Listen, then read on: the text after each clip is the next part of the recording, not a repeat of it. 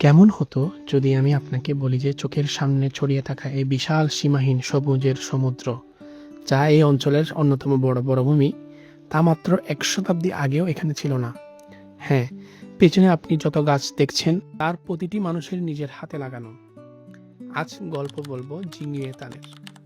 জিঙিয়ে থানের এই গল্প শুরু হয়েছিল ১৯৩৪ সালে। শুরুতে এটি কোনো ঘোড়ার পার্ক হিসেবে তৈরি করা হয়নি, বরং দ্রুত বাড়তে থাকা শহরের পানির অভাব মেটানোর জন্য একটি প্রধান জলাধার বা রিজার্ভার হিসেবে এটি গড়ে তোলা হয়েছিল। কালের বিবর্তনে সেই জলাধারের চারপাশটায় আজ রূপ নিয়েছে এক অপরূপ প্রাকৃতিক সৌন্দর্যে। আর এই বিশাল বনের সৌন্দর্য এখন এতখানি ছড়িয়ে পড়েছে যে পুরো পায়ে হেঁটে ঘুরে দেখা প্রায় অসম্ভব।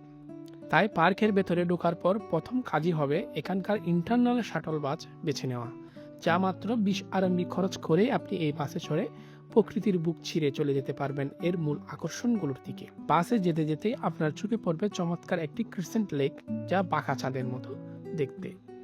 তীরের কোলে ঘেঁষে দাঁড়িয়ে থাকা শান্ত রেস্ট হাউস আর লেকের পানিতে ভেসে চলা দারুণ সব ক্রুজ বোট।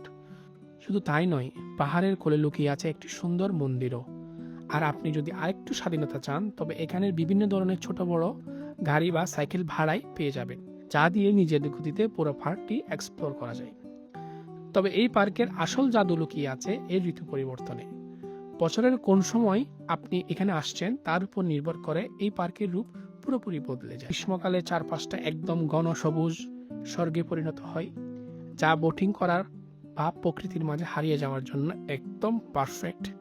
কিন্তু শীতকাল আসতে এই পুরো লেকের পানি জমে একদম শক্ত বরফে পরিণত হয়, চারপাশ ঢেকে যায় ধবধবে সাদা বরফের চাদরে।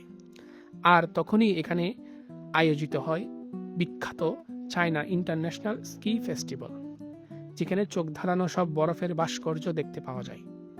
মানুষের নিজের হাতের তৈরি করা এই আস্ত জঙ্গল, যা প্রায় ১ শতাব্দী ধরে একটি পুরো শহরকে রক্ষা করে আসছে।